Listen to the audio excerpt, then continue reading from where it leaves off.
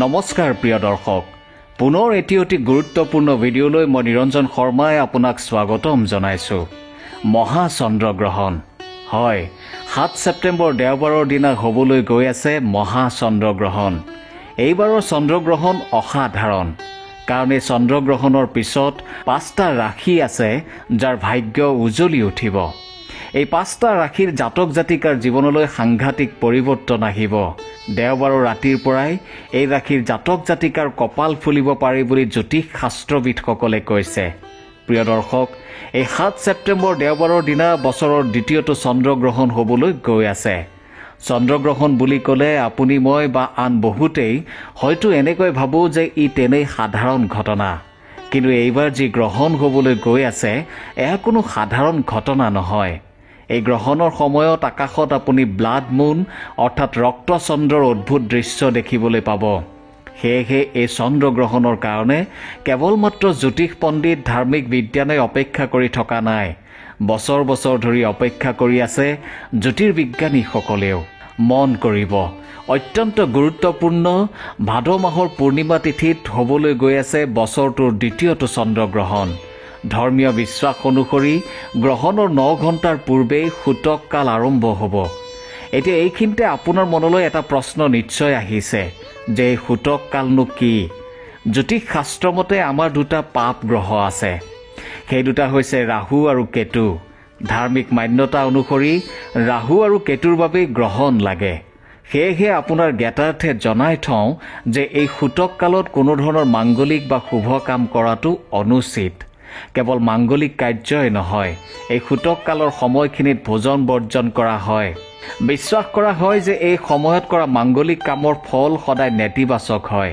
বা অশুভ হয় তেন্তে আহক আমি চন্দ্ৰগ্ৰহণৰ লগত জড়িত সকলো কথা সবিশেষ জানিবলৈ চেষ্টা কৰোঁ এই ভিডিঅ'টোত আপোনালোকক কম যে 7 ছেপ্টেম্বৰ দেওবাৰে মহা চন্দ্ৰগ্ৰহণৰ সময়ত কোনখিনি সময়ৰ পৰা সূতক কাল আৰম্ভ হ'ব ক'ত ক'ত আপুনি এই গ্ৰহণ দেখিবলৈ পাব কোন কেইটা ভাগ্যশালী ৰাশি আছে যাৰ সৌভাগ্যৰ দুৱাৰ এই গ্ৰহণৰ পৰাই মুকলি হ'ব সকলো জানিব পাৰিব আপুনি এই ভিডিঅ'টোত কেৱল আপুনি ভিডিঅ'টো শেষলৈকে নিশ্চয় চাব লগতে মই আপোনালোকক কম যে কোন কেইটা ৰাশিৰ ওপৰত ভগৱান ভোলানাথৰ অসীম কৃপা থাকিব কোৱা হয় যে যিজন ব্যক্তিৰ ওপৰত ভগৱানৰ আশীৰ্বাদ থাকে সেইজন ব্যক্তিৰ ভাগ্যৰ পৰিৱৰ্তন হ'বলৈ হেনো বৰ বেছি সময় নালাগে সেই ব্যক্তিৰ জীৱনলৈ হঠাতে সুখ সমৃদ্ধিৰ আগমন ঘটে সেয়েহে আপোনালৈ পুনৰ অনুৰোধ কৰিছোঁ ভিডিঅ'টো আপুনি শেষলৈকে নিশ্চয় চাব জ্যোতিৰ্বিদ ধাৰ্মিক বিজ্ঞান আদিয়ে বাৰে বাৰে কৈছে যে এইবাৰৰ চন্দ্ৰগ্ৰহণ খুবেই বেছি প্ৰভাৱশালী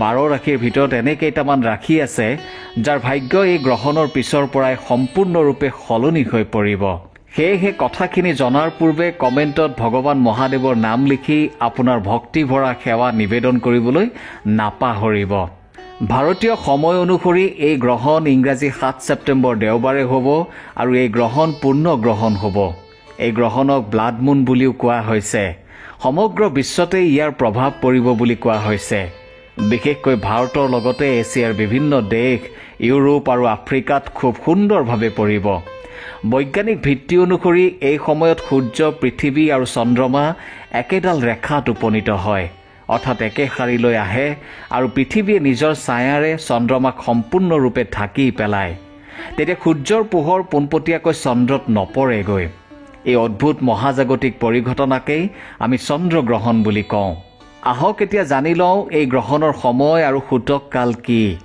ভাৰতীয় সময় অনুসৰি উপছায়া আৰম্ভ হ'ব নিশা 9 বজাৰ পৰা ইয়াৰ পিছত আংশিক গ্ৰহণ আপুনি প্ৰায় 10 বজাত দেখিবলৈ পাব আৰু 11 বজাৰ ভিতৰত চন্দ্ৰমা সম্পূৰ্ণৰূপে পৃথিৱীৰ ছায়াৰ মাজত আবদ্ধ হৈ পৰিব ঠিক 12:20 মিনিটত পূৰ্ণ চন্দ্ৰগ্ৰহণ অৰ্থাৎ ব্লাড মুন বুলি যাক কোৱা হৈছে সমগ্ৰ ভাৰতবৰ্ষত দেখিবলৈ পোৱা যাব ইয়াৰ পিছত লাহে লাহে এই মহাজাগতিক পৰিঘটনা সমাপ্তিৰ দিশে আগবাঢ়িব আৰু ৰাতি প্ৰায় 1:35 মিনিটত এই মহাজাগতিক পৰিঘটনা সম্পূৰ্ণৰূপে শেষ হ'ব অৰ্থাৎ এই মহা চন্দ্ৰগ্ৰহণ সম্পূৰ্ণৰূপে 3 ঘণ্টা 28 মিনিট 2 ছেকেণ্ডলৈ থাকিব আৰু ইয়াৰ প্ৰভাৱ বহুত বেছি গভীৰ হ'ব গৰ্ভৱতী মহিলাৰ লগতে শিশুসকলে এই গ্ৰহণৰ সময়ত কিছু সাৱধানতা ল'বলগীয়া আছে এই ভিডিঅ'টোত আপুনি সেইখিনি কথাও জানিব পাৰিব কাৰণ ধৰ্মীয় মান্যতা অনুসৰি গ্ৰহণৰ প্ৰভাৱ গৰ্ভৱতী মহিলা আৰু শিশুৰ ওপৰত বিশেষভাৱে পৰা দেখা যায়।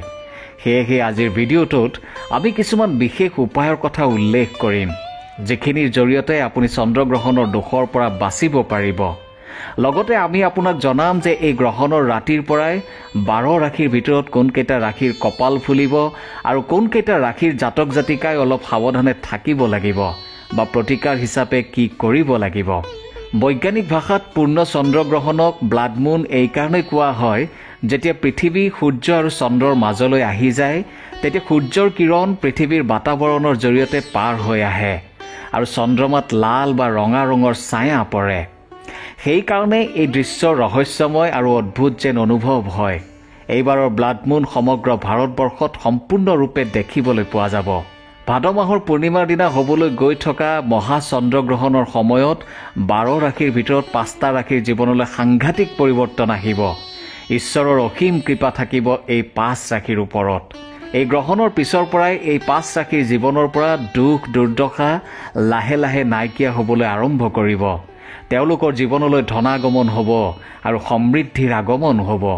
জ্যোতিষ আৰু বৈদিক মান্যতা অনুসৰি এইবাৰৰ গ্ৰহণৰ সময়ত যি সংযোগ হ'ব এয়া সম্পূৰ্ণ 122 বছৰৰ পিছত হ'বলৈ গৈ আছে।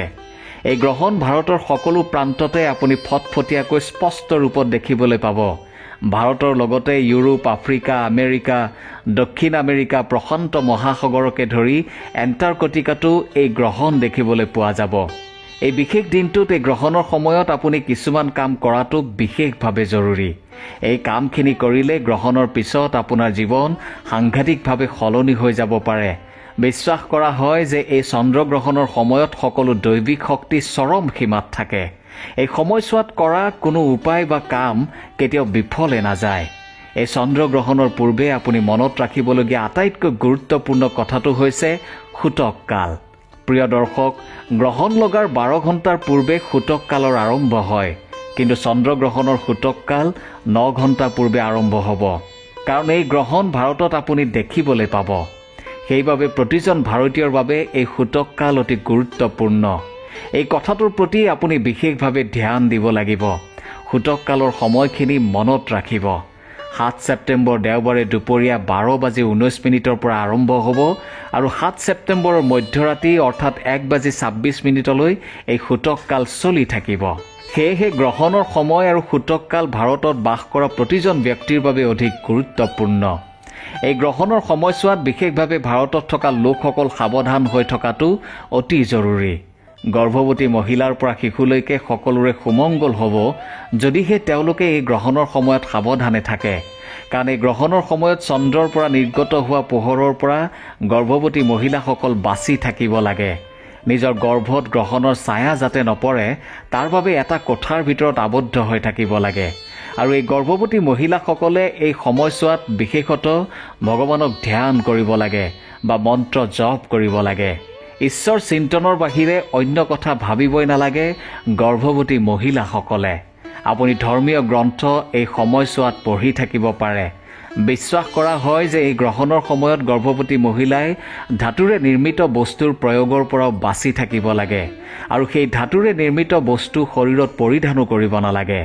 যদি সম্ভৱ হয় গৰ্ভৱতী মহিলাসকলে গ্ৰহণ শেষ হোৱাৰ পিছত স্নান আদি কৰিবই লাগে। যদি আপুনি বিশেষ অসুবিধাৰ বাবে স্নান আদি কৰিব পৰা নাই তেন্তে গংগাজল ছটিয়াইও শৰীৰৰ শুদ্ধি কৰি ল'ব পাৰে। আৰু যিযোৰ কাপোৰ আপুনি গ্ৰহণৰ সময়ত পিন্ধি আছিল সেইযোৰ সলাবলৈ নাপাহৰিব। যিসকলৰ কুণ্ডলীত ৰাহু কেতুৰ বহুত বেছি বেয়া প্ৰভাৱ আছে সেইসকলে এই গ্ৰহণৰ সময়ত বাহিৰলৈ নোলোৱাই ভাল। আহক এতিয়া জানি লওঁ গ্ৰহণৰ পিছত কোনকেইটা ৰাশিৰ কপাল ফুলিব। সেই সৌভাগ্যশালী ৰাশিৰ প্ৰথম ৰাশিটোৱে হৈছে মেঘ ৰাশি। হয়, এই গ্ৰহণৰ পিছত মেঘ ৰাশিৰ জাতক জাতিকাৰ বহুত বেছি ভাল হ'ব বুলি কোৱা হৈছে। এই মহা চন্দ্ৰগ্ৰহণ মেঘ ৰাশিৰ জাতক জাতিকাৰ কাৰণে ঈশ্বৰৰ আশীৰ্বাদ। এই গ্ৰহণৰ পিছত ভগৱানৰ অসীম কৃপা থাকিব এই ৰাশিৰ জাতক জাতিকাৰ ওপৰত। তেওঁলোকৰ ভাগ্য আগতকৈ বেছি শক্তিশালী হ'ব। ব্যৱসায় বাণিজ্য কৰি থকা মেঘ ৰাশিৰ জাতক জাতিকাসকলে আগতকৈ যথেষ্ট উন্নতি লাভ কৰিব। যদি এই ৰাশিৰ জাতক জাতিকাৰ কোনো স্থবিৰ ব্যৱসায়ো আছে তেন্তে সেয়াও আৰম্ভণি হ'ব বুলি কোৱা হৈছে। মেঘ ৰাশিৰ জাতক জাতিকাৰ জীৱনলৈ নতুন নতুন সম্ভাৱনাৰ দুৱাৰ খোল খাই যাব। যিবোৰৰ জৰিয়তে মেঘ ৰাশিৰ জাতক জাতিকাৰ হাতলৈ ধন আহিব। এই গ্ৰহণৰ পিছত মেঘ ৰাশিৰ জাতক জাতিকাৰ হাতলৈ যি ধন আহিব, সেই ধন টিকি থাকিব আৰু সেই ধনৰ পৰা তেওঁলোকে আৰু অধিক মুনাফা লাভ কৰিবলৈ সক্ষম হ'ব।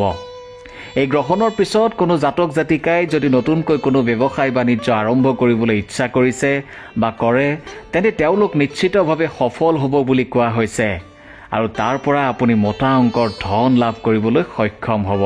ভগৱানৰ আশীৰ্বাদত আপুনি শান্তি লাভ কৰিব আৰু আপোনাৰ আত্মবিশ্বাস দুগুণে বৃদ্ধি পাব। জ্যোতিষ আৰু বৈদিক মান্যতা অনুসৰি এই চন্দ্ৰগ্ৰহণৰ পিছত মেঘ ৰাশিৰ জীৱনত মান সন্মান প্ৰতিষ্ঠা হ'ব। সমাজত এই ৰাশিৰ জাতক জাতিকাৰ নাম উজ্বলি উঠিব আৰু মানুহে এই ৰাশিৰ জাতক জাতিকাক আঁকোৱালি ল'ব। আহিবলগীয়া সময়ে এনে কিছুমান সুযোগ আনি দিব, যাৰ দ্বাৰা মেঘ ৰাশিৰ লোকসকল যথেষ্ট লাভৱান হ'ব। চমুকৈ ক'বলৈ গ'লে এই ৰাশিৰ জাতক জাতিকাৰ জীৱনত সফলতা, মান সন্মান, সমৃদ্ধিয়ে স্থান পাব। যদি আপুনিও মেঘ ৰাশিৰ জাতক জাতিকা, তেন্তে প্ৰতি সোমবাৰে শিৱ মন্দিৰলৈ গৈ 1 লোটা পানী গংগাজল মিহলাই শিৱলিংগত অৰ্পণ কৰক।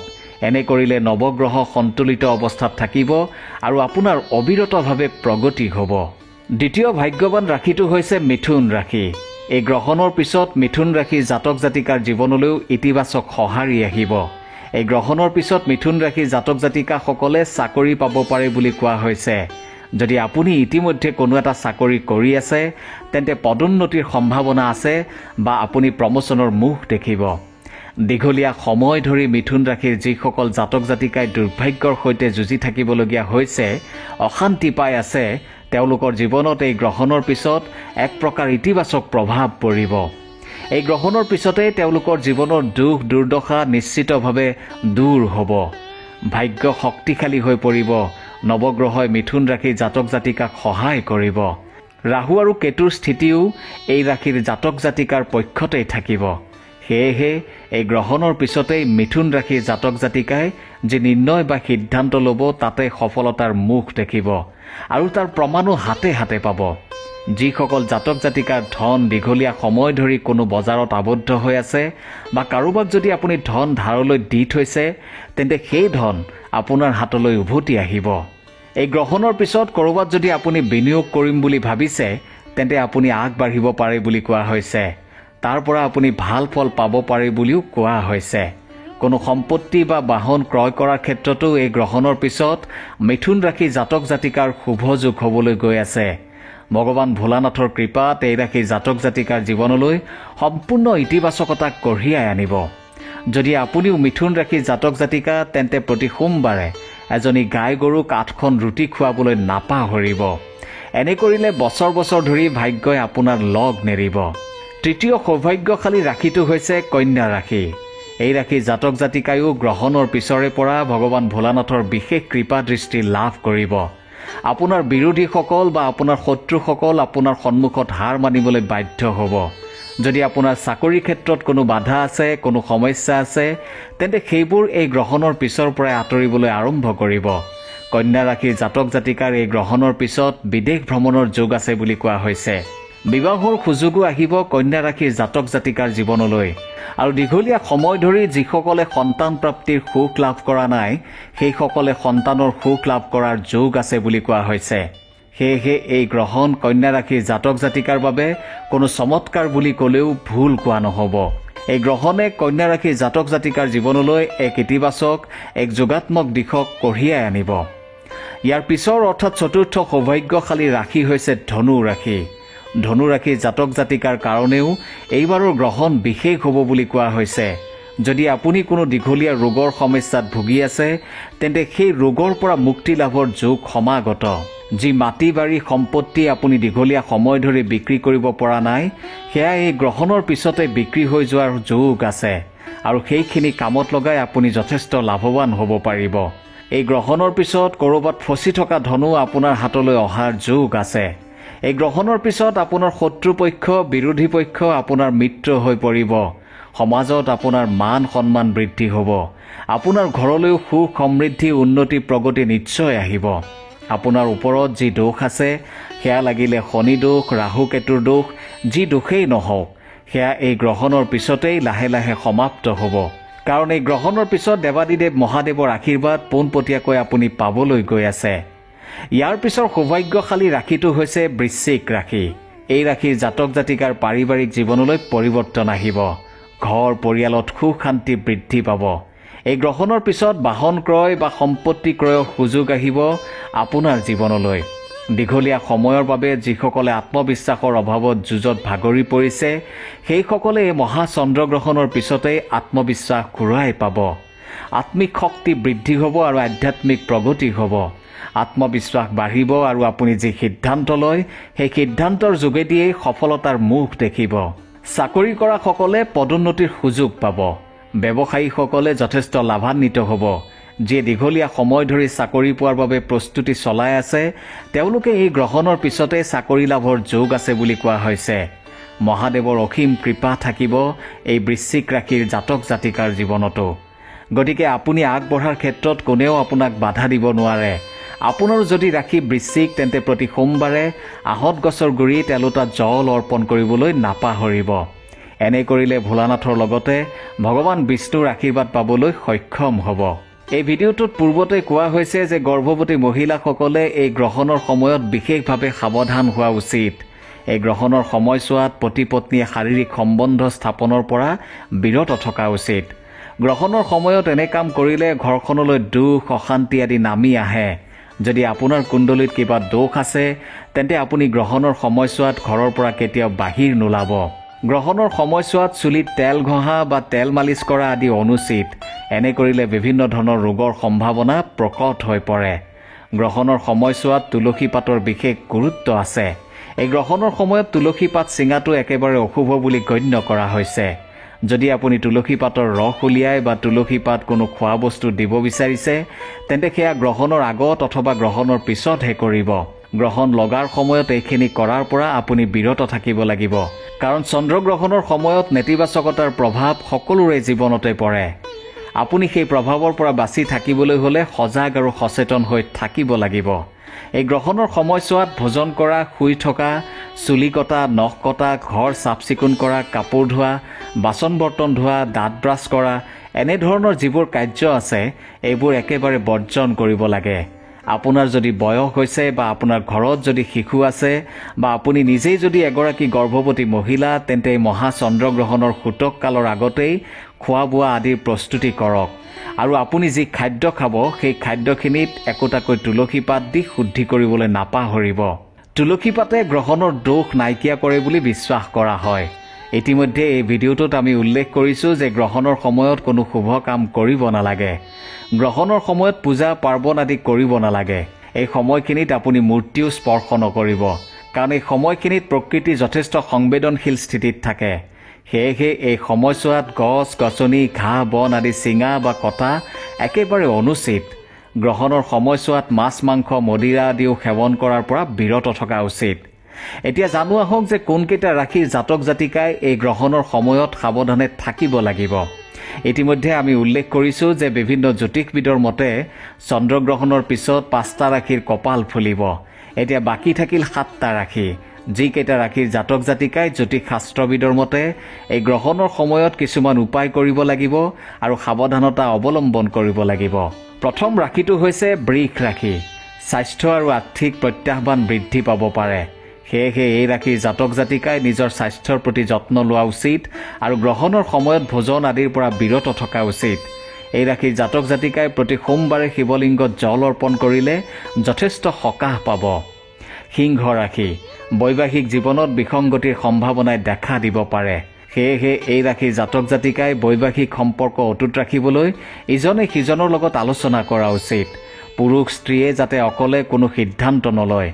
এই ৰাশিৰ জাতক জাতিকাই প্ৰতিকাৰ হিচাপে প্ৰতি সোমবাৰে বেলগছৰ গুৰিত পানী ঢালিব পাৰে, কাৰণ বেলগছ হৰ পাৰ্বতীৰ বাসস্থান। হৰ পাৰ্বতী প্ৰসন্ন হৈ থাকিলে বৈবাহিক জীৱনত কোনো আহুকালে দেখা নিদিয়ে। তুলা ৰাশি। আৰ্থিক ব্যয় আৰু লাভত পলম হোৱাৰ সম্ভাৱনা থাকিব। এই ৰাশিৰ জাতক জাতিকাই যদি কোনো বজাৰ বা ব্যৱসায়ত ধন বিনিয়োগ কৰিছে, তেন্তে অলপ সাৱধানে থকা উচিত আৰু চাই চিতি বিজ্ঞজনৰ পৰামৰ্শ মতেহে আগবঢ়া উচিত। প্ৰতিকাৰ হিচাপে এই ৰাশিৰ লোকে প্ৰতি সোমবাৰে আহঁত গছৰ গুৰিত জল অৰ্পণ কৰিব পাৰে, কাৰণ আহত গছত ভগৱান বিষ্ণু বিৰাজমান বুলি কোৱা হয় আৰু য'ত বিষ্ণু থাকে ত'ত মা লক্ষ্মী থাকিবই। কুম্ভ ৰাশি, কৰ্মস্থলীত হঠাৎ দুৰ্ঘটনা বা শত্ৰুৰ হস্তক্ষেপৰ সম্ভাৱনা থাকিব। সেয়েহে এই ৰাশিৰ জাতক জাতিকাই যাতে পৰিস্থিতি চাই চিতিহে কামত মনোনিৱেশ কৰে। শত্ৰুৰ পৰা হাত সাৰিবলৈ মৌনতা অৱলম্বন কৰা উচিত। প্ৰতিকাৰ হিচাপে এই ৰাশিৰ জাতক জাতিকাই শত্ৰু দোষৰ পৰা হাত সাৰিবলৈ প্ৰতি শনিবাৰে শনিদেৱৰ ওচৰত এগছি চাকি বন্তি জ্বলোৱা উচিত আৰু সম্ভৱ হ'লে মঙলবাৰে হনুমান মন্দিৰ দৰ্শন কৰিব পাৰে। কৰ্কট ৰাশি, এই ৰাশিৰ লোকসকলে চন্দ্ৰগ্ৰহণৰ পিছত মানসিক চাপৰ সন্মুখীন হ'বলগীয়া হ'ব পাৰে আৰু দুৰ্ঘটনাৰো সম্ভাৱনা থাকে। সেয়েহে এই ৰাশিৰ জাতক জাতিকাই যাতে অদৰকাৰী অযথা কথা চিন্তা কৰি বহি নাথাকে আৰু চলা ফুৰা বাহন আদিত ভ্ৰমণ আদি কৰোঁতে সাৱধান হোৱা উচিত। প্ৰতিকাৰ হিচাপে পুৱা গধূলি 108 বাৰ মহামৃত্যুঞ্জয় মন্ত্ৰ জপ কৰিব পাৰে। মীন ৰাশি, এই চন্দ্ৰগ্ৰহণ মীন ৰাশিৰ দ্বাদশ স্থানত সংঘটিত হ'বলৈ গৈ আছে। সেয়েহে আৰ্থিক খৰচ নিয়ন্ত্ৰণ কৰিব লাগিব আৰু স্বাস্থ্য আৰু সম্পৰ্কৰো যত্ন ল'ব লাগিব। প্ৰতিকাৰ হিচাপে এই ৰাশিৰ লোকে প্ৰতি সোমবাৰে আহত গছৰ গুৰিত এগছি চাকি জ্বলাই এলোটাত জল অৰ্পণ কৰিলে শুভ ফল পাবলৈ সক্ষম হ'ব। মকৰ ৰাশি, এই ৰাশিৰ জাতক জাতিকাৰ পাৰিবাৰিক আৰু দাম্পত্য জীৱনত সমস্যাই দেখা দিব পাৰে। ইয়াৰ উপৰি শাৰীৰিক আৰু মানসিক স্থিতিও বেয়া হ'ব পাৰে। সেয়েহে এই ৰাশিৰ লোকে এই সমস্যাসমূহ দূৰ কৰিবলৈ পৰিয়ালৰ লগত সময় কটাব লাগিব। অত্যধিক কামৰ হেঁচাৰ পৰা নিজকে বিৰত ৰাখিব লাগিব। লগতে নিজৰ স্বাস্থ্যৰ ওপৰত নজৰ ৰাখিব লাগিব। প্ৰতিকাৰ হিচাপে প্ৰতি সোমবাৰে শিৱলিংগত জল বা গাখীৰ অৰ্পণ কৰিলে যথেষ্ট সকাহ পাব। প্ৰিয় দৰ্শক, এই ভিডিঅ'টোৰ মূল উদ্দেশ্য আছিল আপোনাক সজাগ আৰু সচেতন কৰাৰ, যাতে 7 ছেপ্টেম্বৰ দেওবাৰৰ দিনা হ'বলগীয়া চন্দ্ৰগ্ৰহণৰ সময়ত কি কৰিব লাগে বা কি কৰিব নালাগে সেই বিষয়ে আপুনি ভালকৈ জানি বুজি ল'ব পাৰে আৰু আন 10জনকো সজাগ আৰু সচেতন কৰিব পাৰে। আপোনাৰ যোগেদি যাতে আন 10জনেও সজাগ আৰু সচেতন হৈ থাকিব পাৰে তাৰ বাবে এই ভিডিঅ'টো যিমান পাৰি এতিয়াই শ্বেয়াৰ কৰি দিয়ক আৰু আপুনি যদি এতিয়ালৈ আমাৰ চেনেলটো ছাবস্ক্ৰাইব কৰা নাই তেন্তে ছাবস্ক্ৰাইব কৰি লওক। ধন্যবাদ।